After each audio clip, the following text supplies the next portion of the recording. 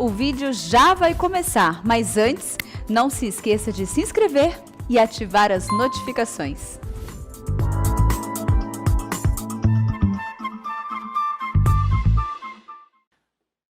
Irmãos amados, que privilégio, bênção estarmos juntos neste último Conexão 2021.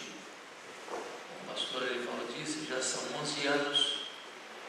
Todas as segundas-feiras, algumas delas com calor, outras com frio, algumas com chuva, sempre com o trânsito complicado de São Paulo.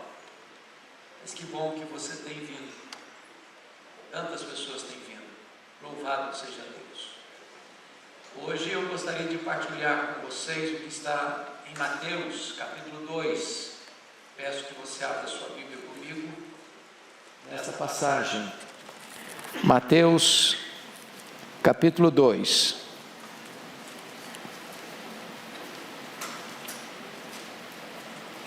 Nós leremos do verso 1 ao verso 12. Mateus 2, de 1 a 12.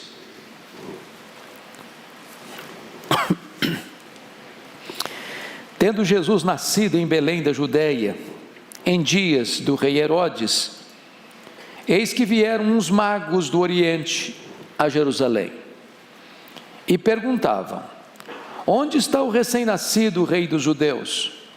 Porque vimos a sua estrela no Oriente e viemos para adorá-lo.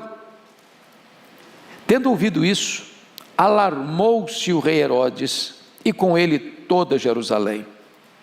Então, convocando todos os principais sacerdotes e escribas do povo, e indagava deles onde o Cristo deveria nascer. Em Belém da Judeia, responderam eles, porque assim está escrito por intermédio do profeta: e tu, Belém, terra de Judá, não és de modo algum a menor entre as principais de Judá, porque de ti sairá o guia que há de apacentar o meu povo Israel. Com isto, Herodes, tendo chamado secretamente os magos, inquiriu deles com precisão quanto ao tempo em que a estrela aparecera. Enviando-os a Belém, disse-lhes: ide informar-vos cuidadosamente a respeito do menino, e quando tiverdes encontrado, avisai-me, para eu também ir adorá-lo. Depois de ouvirem o rei, partiram. E eis que a estrela que viram no Oriente os precedia, até que, chegando, parou sobre onde estava o menino. E vendo eles a estrela, alegraram-se com grande e intenso júbilo. Entrando na casa, viram o menino com Maria, sua mãe. Prostrando-se, o adoraram. E abrindo os seus tesouros, entregaram-lhe suas ofertas: ouro, incenso e mirra. Sendo por divina advertência prevenidos em sonho para não voltarem à presença de Herodes, regressaram por outro caminho à sua terra. Amém. Meus amados, este texto traz para nós o relato, o registro condizente, concernente ao nascimento de Jesus. E Mateus, diferentemente de Lucas, que circunstancia o nascimento de Jesus com mais amplitude, mostrando quem governava o Império Romano, César Augusto, Quirino na Síria, o sacerdote, um sacerdote, os sacerdotes de Jerusalém, Pilatos, governador, ser mais tarde o governador de Jerusalém, no período da morte de Cristo. O Mateus vai direto ao ponto, ele não fica preocupado com essas informações todas, mas ele diz que Jesus nasceu em Belém da Judeia nos dias do rei Herodes. Parece fácil de entender, mas você precisa compreender que o Novo Testamento fala de 4 Herodes. Qual deles é esse aqui? Então nós vamos primeiramente identificar esse homem aqui, porque você tem o Herodes, que é chamado Herodes o Grande, é esse aqui. Depois você tem o Herodes Antipas, foi aquele que mandou matar João Batista, e que zombou de Jesus no seu nascimento, a quem Jesus chamou de raposa. Depois você tem um terceiro Herodes, que é Herodes Agripa I, que foi aquele que mandou matar o apóstolo Tiago em Jerusalém, e mandou prender Pedro, numa segurança máxima em Jerusalém, para matá-lo depois da festa. E você tem um quarto Herodes, Herodes Agripa II, foi aquele Herodes que esteve no julgamento de Paulo em Cesareia, e que ao ouvir Paulo, chegou a dizer: por pouco me persuades a me fazer um cristão. Pois bem, esse texto vai relatar para nós 3 atitudes que nós temos em relação a Jesus. E parece-nos que aquilo que foi lá no passado ainda é hoje. Essas 3 reações, elas estão presentes no mundo de hoje. Eu queria, ao mesmo tempo que vou tratar de Herodes, vou dizer que aqui está a primeira atitude em relação ao Natal, que é de rejeição, que é de repúdio, que é de completa hostilidade. E esse grupo é representado por Herodes aqui. Mas vamos compreender um fato que por muitos anos eu li a Bíblia e não conseguia entender. Talvez você também pergunte. Leia comigo o verso 3. Você pode ler comigo? Vamos juntos? Vamos juntos? Tendo ouvido isso, alarmou-se o rei Herodes, com ele toda Jerusalém. Sempre que eu li esse versículo, eu disse: meu Deus, eu não estou entendendo. Por que um grupo de estrangeiros chega em Jerusalém fazendo uma pergunta simples? Simples. Versículo 2: onde está o recém-nascido rei dos judeus? Porque vimos a sua estrela no Oriente e viemos para adorá-lo. Como uma informação dessa, uma pergunta dessa, pode alarmar o rei? Como uma pergunta dessa pode transtornar uma cidade? Bom, é aqui que nós precisamos entender algumas coisas. Por que o rei Herodes está alarmado? Por que Jerusalém está sobressaltada? Simplesmente com esta pergunta: onde está o rei dos judeus? Nós vimos a sua estrela e viemos para adorá-lo. O ponto aqui é o seguinte, meus irmãos. Vamos entender então quem é esse Herodes. Esse Herodes aqui, filho de Antípatro, ele foi rei em Israel desde o ano 39 a.C. até o período do nascimento de Cristo, quando ele tinha aproximadamente mais de 2 anos. Esse homem aqui, ele vai formar uma dinastia asmoneia, ou seja, uma família que vai governar desde o ano 39 a.C.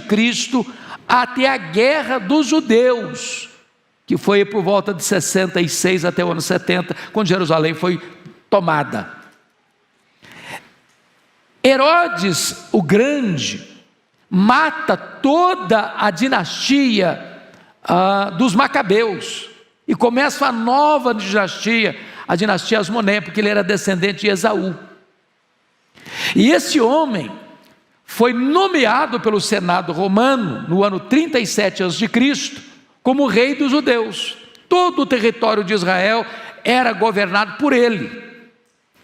E esse Herodes foi um homem que nós chamaríamos hoje de um político empreendedor, de grandes obras, magníficas obras. Por exemplo, foi ele quem transformou o templo modesto que Zorobabel construiu no retorno do cativeiro babilônico para ser um grande palácio, um grande templo, belíssimo, magnificente, uma das construções mais belas, mais imponentes daquela época. Foi ele quem fez essa ampliação e esse embelezamento. Segundo, foi esse Herodes que construiu o porto marítimo de Cesareia, que abriu o território de Israel para o comércio internacional e para as viagens missionárias. Terceiro, Foi esse Herodes que construiu a grande fortaleza de Massada, às margens do Mar Morto, que serviu inclusive de refúgio para 3.000 judeus que fugiram do ataque de Jerusalém por Tito Flávio no ano 70. Foi esse Herodes que construiu outras fortalezas no território de Israel, como Herodion, por exemplo, e também a fortaleza de Antônia, em Jerusalém, onde Jesus foi julgado por Pôncio Pilatos. Foi um homem de grandes obras. Porém, esse rei, ele não só foi um grande construtor, mas ele foi muito mais conhecido como um homem de atrocidades. Porque ele era um camarada cismado, ele tinha uma obsessão pelo poder que o levou a crimes horrendos.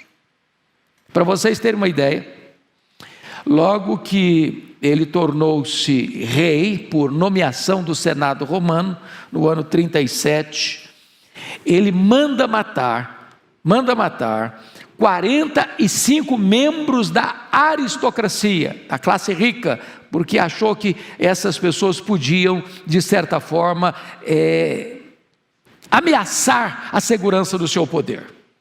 Ele manda matar sem qualquer constrangimento.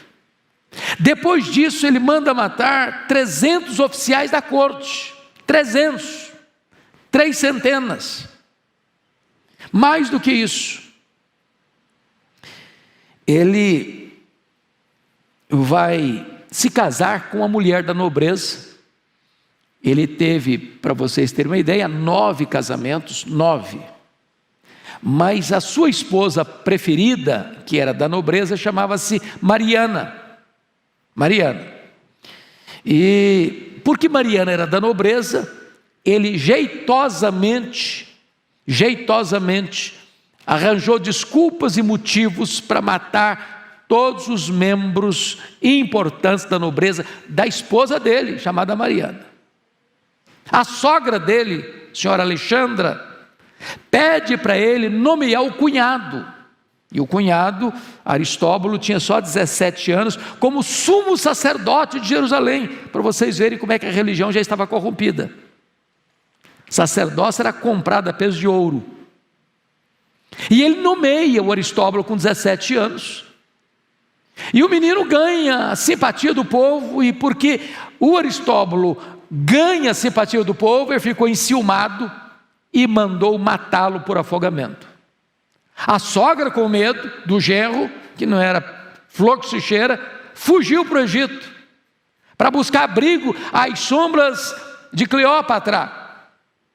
E ela tentou escapar da sanha assassina do genro, tentando fugir numa simulação de um enterro. Descobriram-na e mataram-na no Egito por ordem de Herodes. Diante desse fato, o então imperador romano da época, que era César Augusto, mandou chamar Herodes em Roma para dar uma descompostura nele. Antes de ir para Roma, com medo de que a sua mulher Mariana, cuja família toda já estava sendo assassinada por ele, com medo da sua mulher conspirar contra ele, manda matar a Mariana, que era a preferida dele. Quando ele retorna de Roma, para tentar amenizar a situação, ele manda 2 filhos para Roma para estudarem. E esses 2 meninos, chamados de Alexandre e Aristóbulo, vão estudar em Roma. E a irmã dele, chamada de Salomé, que era pior do que ele, disse assim para ele: olha, quando os seus filhos voltarem de Roma, tendo estudado na capital, eles vão estar aptos para governar em seu lugar. E ele não titubeou, mandou estrangular os 2 filhos, que eram possíveis concorrentes do trono com ele. Isso fez com que César Augusto dissesse o seguinte acerca dele: é melhor ser um porco do que ser um filho de Herodes. Pois bem, esse rei, Antes de morrer, para vocês terem uma ideia, ele morreu numa estância hidromineral em Jericó, que é a cidade mais antiga do mundo. E quando ele já estava doente para morrer, ele fez a sua irmã Salomé jurar para ele que no dia da morte dele, ela mandaria matar pelo menos um membro da família nobre de Israel, para que houvesse choro no dia da sua morte. Esse pedido não foi atendido, mas ele pensou que fosse. Agora você começa a entender por que uma simples pergunta dos magos: onde está o recém-nascido rei dos judeus? Porque vimos a sua estrela e viemos para adorá-lo. Isso alarma o rei, isso alarma Jerusalém. E tanto é fato que ele tinha esse viés e essa má índole, que quando ele se viu traído, entre aspas, pelos magos que não voltaram para dar a informação que ele queria, ele manda matar todas as crianças de Belém ao redor de 2 anos para baixo, porque era a faixa etária que ele entendia que contemplaria a Jesus e eliminaria Jesus. Bom, dito isto, você pode olhar comigo no texto quais foram as atitudes de Herodes ao receber essa informação de que tinha nascido um menino para ser rei dos judeus. Então confira aí no versículo 3, o pânico do rei. Tendo ouvido isso, alarmou-se o rei Herodes e com ele toda a Jerusalém. A cidade estava com medo, porque começou a pensar: bom, vai ser outro banho de sangue, onde esse homem põe a mão, gente morre, inocente morre. Mas aí vem a curiosidade do rei nos versos 4 a 6. Preste atenção.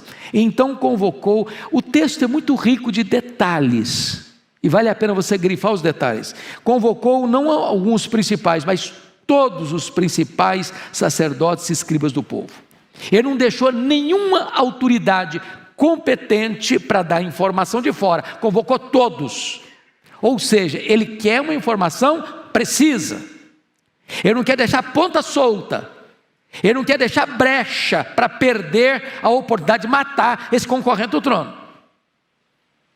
Mas notem comigo, em terceiro lugar, a sagacidade dele no versículo 7. Com isso, bom, as autoridades informaram pelas profecias de Miqueias 5:2 que o menino nasceria em Belém da Judéia. Então, ao saber disso, olha a sagacidade dele no verso 7. Com isso, Herodes, tendo chamado de que maneira? Secretamente os magos, inquiriu deles, olha a expressão, com precisão, quanto ao tempo em que a estrela aparecera. Ele está fazendo conexões. A estrela apareceu lá no Oriente, talvez na Pérsia, talvez na Mesopotâmia, a mais de 1000 quilômetros de Jerusalém. Vamos entender uma coisinha simples aqui, que todos vocês já viram em programação de igreja, na celebração do Natal. A estrelinha num barbante, rodando. Lembra disso? As peças de Natal? Não é verdade isso. A estrela apareceu lá no Oriente, mas a estrela não veio guiando os magos, não. Eles viram a sua estrela lá. Mas a estrela não foi guiando lá do Oriente até Jerusalém, não. Então ele quer saber quando essa estrela apareceu lá, porque quando apareceu lá foi quando ele nasceu.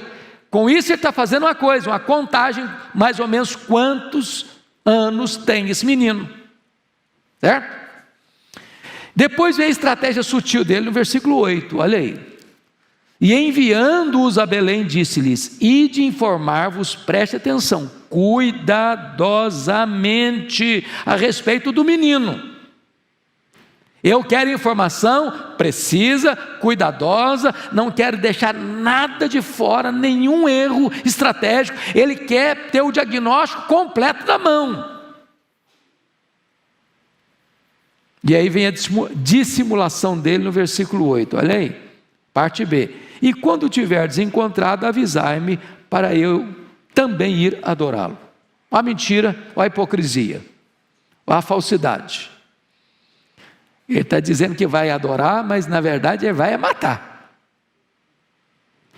Vai matar. E agora, versículo 13, nos é informado que José e Maria precisam fugir para o Egito, porque está escrito no finalzinho do 13, porque Herodes há de procurar o menino para o matar. E o versículo 16 mostra a fúria dele, porque está escrito: vendo-se iludido pelos magos, enfureceu-se Herodes grandemente. Preste atenção, enfureceu grandemente e mandou matar todos os meninos de Belém e de todos os seus arredores, 2 anos para baixo, conforme o tempo do qual com precisão se informara dos magos. Fica claro aqui, irmãos, que esse homem usou de todas as formas, de todos os meios, usando todos os recursos, de todas as informações, de toda a perícia, para cercar de todos os lados, para eliminar aquele que seria chamado rei dos judeus. Ele não quer concorrente. Bom, amados, só tem uma coisa aqui que me impressiona e eu acho fantástico isso. O versículo 19 e 20 está escrito assim: tendo Herodes morrido.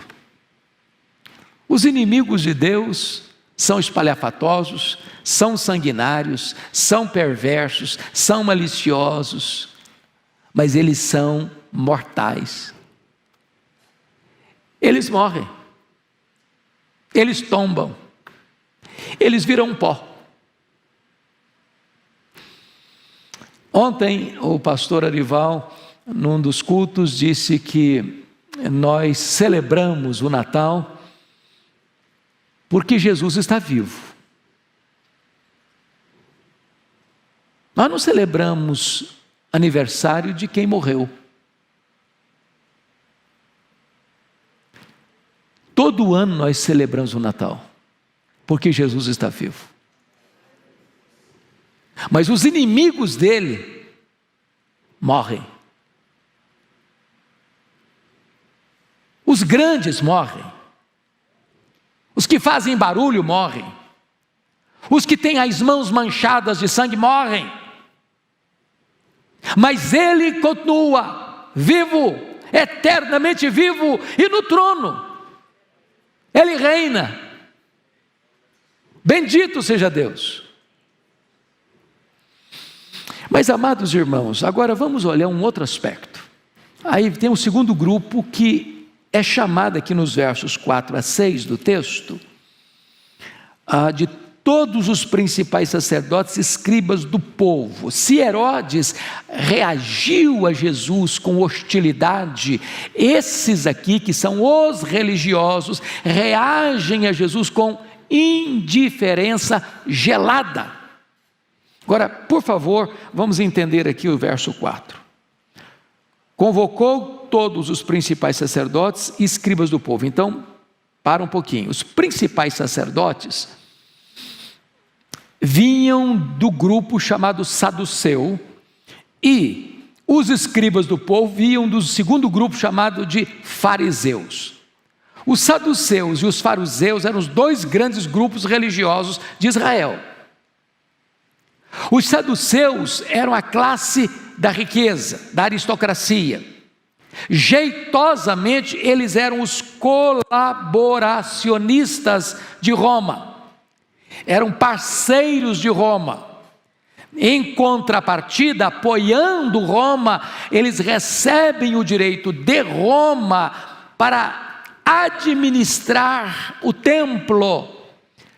E eles então ocupam o sacerdócio. E eles transformam todo o aparato do templo, com seus rituais, com as suas festas, com os sacrifícios, com as caravanas de estrangeiros que vinham para as festas, num instrumento de enriquecimento. Transformar a casa de Deus num covil de salteadores. Para vocês terem uma ideia, quem vinha de fora tinha que trazer moeda estrangeira. E ninguém podia usar a moeda estrangeira para comprar os animais para os sacrifícios. As pombas, as rolas, os cordeiros, estava tudo lá. Tinha que chegar e fazer o câmbio no templo. E os cambistas cobravam taxas escorchantes, abusivas. Os animais que eram vendidos para o sacrifício do templo eram caríssimos, mas não podia comprar fora, tinha que comprar lá. Era um monopólio do comércio religioso. E esses tinham dois problemas. Eles não eram apenas gananciosos com grana, com dinheiro, não. Eles não só transformaram a religião num comércio vil, não. Eles eram também liberais teologicamente. Os saduceus não acreditavam em anjos, eles não acreditavam na ressurreição, eles eram liberais, mas estavam lá ocupando os grandes postos da liderança judaica. Mas aqui tem um segundo grupo, olha aí o versículo 4, os escribas do povo. Os escribas do povo eram do grupo dos fariseus. O grupo dos fariseus eram os ortodoxos, eram os conservadores. Eles ficavam assim bem comprometidos com as normas e regras da lei, muito embora também hipócritas, porque eles eram assim muito rigorosos externamente, diante dos olhos dos homens, mas no secreto eles transigiam também. Então, o que eu quero dizer com isso é que a religião estava completamente o quê? Desfigurada, sem compromisso com a verdade, sem compromisso com a santidade, completamente desvirtuada. Porém, esse grupo, embora completamente comprometido com ganância, com falsa teologia, com falsa moralidade, tem precisas informações doutrinárias. Eles sabem que o Messias nasceria em Belém da Judéia. Agora a pergunta é: que distância fica Belém da Judéia de Jerusalém, onde eles estavam? Sabe quantos quilômetros? 10 quilômetros. Ô gente, 10 quilômetros, sabe quanto tempo você gasta para ir a pé? 1 hora, a pé.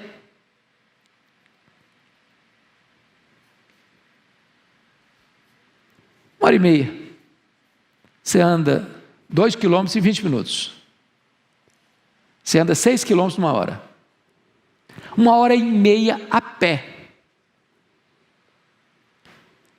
Jesus já tinha nascido aproximadamente há 2 anos, quando os magos chegaram. E eles sabiam que o Messias nasceria em Belém da Judéia. E não foram lá. Olha o perigo de você ser um teólogo e não ter nenhum compromisso com Jesus.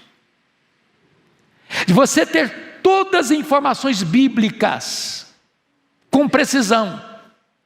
E isso não mexer com o seu coração. Então preste bem atenção nisso, não basta só conhecimento, é preciso devoção, é preciso comprometimento, é preciso amor a Deus. Esses que mais sabiam não demonstraram nenhum interesse, ao contrário, mais tarde eles vão se tornar os maiores inimigos de Jesus. Os escribas e os principais do povo, os principais sacerdotes, ou melhor, os escribas do povo, que eram os fariseus, vão ficar como detetives, olhando Jesus, investigando Jesus, querendo pegar Jesus no contrapé. Mas quem vai de fato acionar o braço para matar Jesus são os saduceus, são os sacerdotes, porque eles têm o poder na mão, o poder eclesiástico está na mão deles.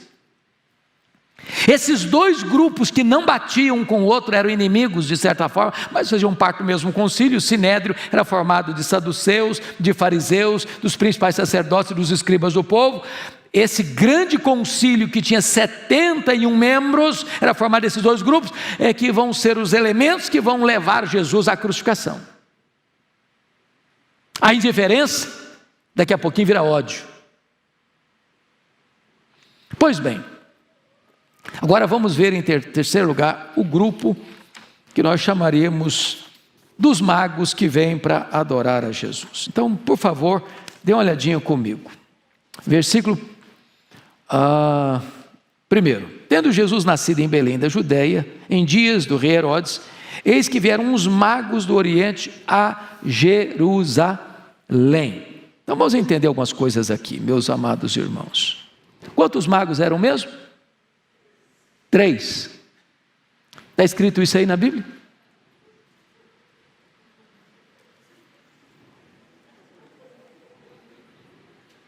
Perceberam? Você já viu peça de Natal? Em todas elas que eu já vi até hoje, tem 3. Mas a Bíblia não está dizendo que tem 3. Uns magos. O que a maioria das pessoas diz que eram 3 o quê? 3 o quê? Reis magos. Onde está escrito que eram reis? Também não está escrito. Você começa a perceber que muitas vezes a gente vai criando determinadas práticas na igreja sem fazer a reflexão bíblica. Onde você vê na peça de Natal os magos? Uma manjedoura, não é verdade? É o bebezinho lá na manjedoura. E aí você vê os magos. Mas está errado também. Está errado também. Porque quando os magos chegam, eles encontram Jesus aonde? Na manjedoura? Onde? Na casa. Por que numa casa? Porque Jesus não é bebê mais, é recém-nascido. Jesus já tem em torno de 2 anos. Então nós precisamos dar uma realinhada agora nas nossas programações de comemoração do Natal. Não é verdade? Vamos botar coisa alinhada com a Bíblia, ficar melhor, né? Ficar melhor. Então, a Bíblia não diz que eles eram 3, a Bíblia não diz que eles eram reis, e a Bíblia não diz que eles foram visitar o recém-nascido na manjedoura. Porque quando eles viram a sua estrela no Oriente, foi quando Jesus nasceu. Mais de 1000 quilômetros. Caminhando por desertos, por regiões inóspitas e perigosas, até chegar em Jerusalém. Então, eu gostaria que nós olhássemos algumas coisas sobre eles para a gente fechar. Primeiramente, pense comigo, o que eles fizeram antes de encontrar a Cristo. Eles não mediram esforços, porque eles vieram de onde mesmo? Do Oriente. Mais de 1000 quilômetros. A pé, ou de camelo, passando por desertos, enfrentando o calor do dia e o frio da noite. E eles vieram com um único propósito. Qual era o propósito deles? Adorá-lo. Ô, gente, quando eu penso nisso, eu começo a perceber o seguinte: o trânsito de São Paulo está tranquilo. Enfrentar chuva, engarrafamento, é tranquilo. Você não precisa nem pegar camelo, nem atravessar deserto para chegar, para adorá-lo, para vir à casa de Deus adorá-lo. Segunda coisa, eles buscaram as informações onde estava a palavra de Deus. Preste atenção, irmãos, eles não viram uma estrela. O que está escrito aí no texto? O que está escrito no texto? Versículo 2: porque vimos o quê? Você pode me falar? Eles viram o quê? A sua estrela. Eles eram estudiosos dos astros. Eles não viram uma estrela, eles viram a sua estrela. Mas que estrela é essa? A Bíblia responde essa pergunta. Quem pode abrir aí, por favor, em Números 24:17. Números 24:17.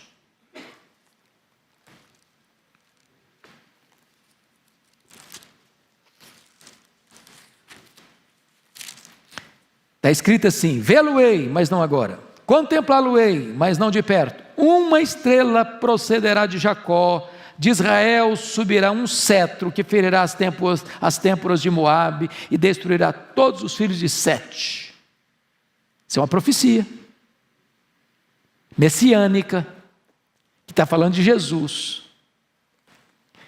E possivelmente esses magos do Oriente, já influenciados pelos judeus crentes, vocês sabem, por exemplo, que Daniel viveu na Babilônia, que era um homem crente, e que muitos desses sábios já eram prosélitos judeus, que esperavam o Messias, que aguardavam o Messias, que acreditavam na promessa do Messias, viram a sua estrela e entenderam: é a estrela do Messias, ele nasceu. Mas essa é uma revelação natural, e eles precisam de uma revelação especial. Por isso, ao virem a estrela lá no Oriente, eles entenderam uma coisa, eles já tinham essa informação: a palavra de Deus está em Jerusalém, lá está a palavra de Deus, vamos para Jerusalém. E quando eles chegam em Jerusalém, eles querem saber, agora à luz das Escrituras, onde está o recém-nascido Rei dos Judeus, porque vimos a sua estrela e viemos para adorá-lo.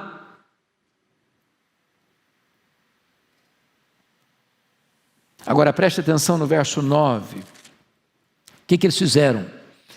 Eles perseveraram em buscar Jesus. Depois de ouvirem o rei, partiram. Ô, gente, preste atenção nisso. Os magos eram sábios. E eles certamente já tinham informações também da crueldade de Herodes. E eles perceberam toda a jogada de Herodes. Se eles não fossem pessoas comprometidas e perseverantes, eles diriam assim um para o outro: olha, vamos embora enquanto podemos escapar desse homem. Esse homem é capaz de nos matar pelo simples fato de nós termos afirmado que viemos aqui para adorá-lo. Eles, ao permanecerem rumo a Belém, sabendo da índole de Herodes, eles estão dizendo o seguinte: nós estamos prontos a sofrer quaisquer consequências para adorarmos a Jesus. Eles não se acovardaram. Mas há uma segunda pergunta: o que fizeram? O que fizeram ao encontrarem a Jesus? Veja o verso 10 comigo. E vendo eles a estrela, alegraram-se com grande e intenso júbilo. Veja vocês que eles viram a estrela no Oriente e não viram mais.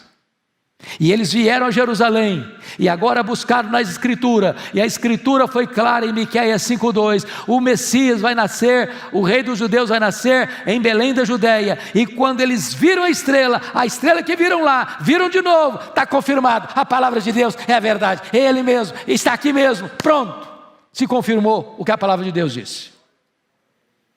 A confirmação da palavra de Deus traz alegria. Segundo lugar, versículo 11: entrando na casa, viram o menino com Maria e sua mãe, prostrando-se, o adoraram. Preste atenção nisso. Eles viram quem na casa? Quem que eles viram na casa? O menino e sua mãe. O que eles fizeram quando viram o menino? Se prostraram. O que mais eles fizeram? O adoraram. Não consta que eles adoraram Maria, a mãe do menino. Eles adoraram o menino. Notem vocês que Maria foi uma mulher tão extraordinária, tão fantástica, que quando Deus olha do céu à terra, buscando uma mulher para ser a mãe do Messias, ela encontrou graça aos olhos de Deus. Mas a mesma Bíblia que honra esta mulher, que era serva do Senhor, bem-aventurado não acima das mulheres, mas entre as mulheres, A Bíblia nunca nos ensina e nunca nos permite prestar a ela adoração, culto. Porque só a Deus se adora. E os magos vieram e viram o menino, e viram Maria, mas eles se prostraram e eles adoraram o menino. É só a Ele que devemos adorar. Mas ainda, o que eles fizeram mais? Além de adorarem com humildade, diz o texto que eles fizeram o que mais? Presentearam Jesus com ouro, incenso e mirra. Isso é profético. Porque eles estão entendendo quem é o menino. Ouro é o presente do rei, incenso é o presente da divindade, e mirra era o produto usado para preparar o corpo daquele que morre. Eles entenderam que o menino é rei, que o menino é Deus e que o menino estava destinado a morrer.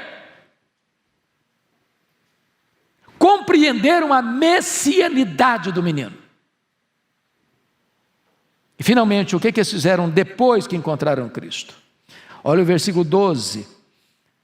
Versículo 12a, sendo por divina advertência prevenidos em sonho para não voltarem à presença de Herodes.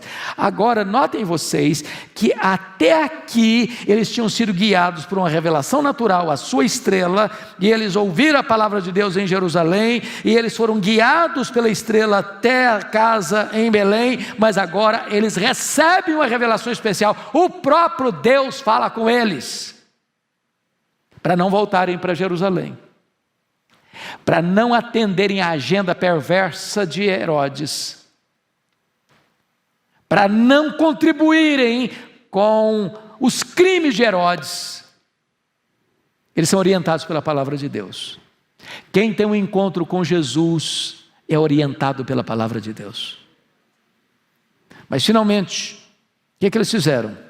Versículo 12b diz que regressaram por outro caminho à sua terra. Eu acho isso maravilhoso. Porque quem tem um encontro com Jesus nunca mais volta pelo mesmo caminho. É um outro caminho. É uma nova vida. É um novo destino. É um novo horizonte. É uma nova história. Tudo se faz novo.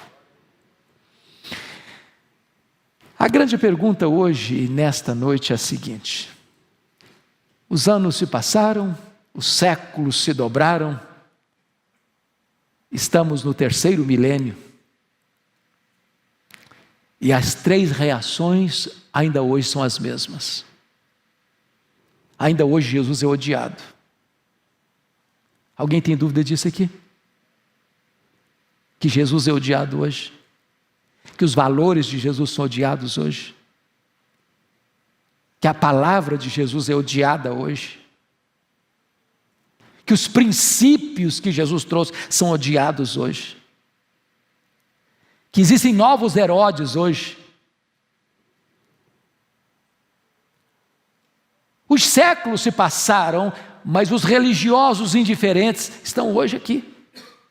São contemporâneos nossos. Eles estão presentes em todo lugar. Gente que conhece a verdade, mas que não se importa com a verdade. Os de perto rejeitam, os de longe aceitam e se rendem. O seu povo o rejeita, os gentios o abraçam. A pergunta hoje é: quem é você nessa história? Que grupo você enfileira, está aí engrossando as fileiras? Dos que odiam, dos que rejeitam a Jesus, dos que são indiferentes a Jesus, ou daqueles que se prostram, adoram e presenteiam a Jesus, reconhecendo que Ele é o Rei, que Ele é Deus e que Ele veio para dar sua vida em resgate do seu povo. Que Deus nos ajude a dar essa resposta. Que sejamos aqueles que amam a Jesus e vão viver para a glória de Jesus.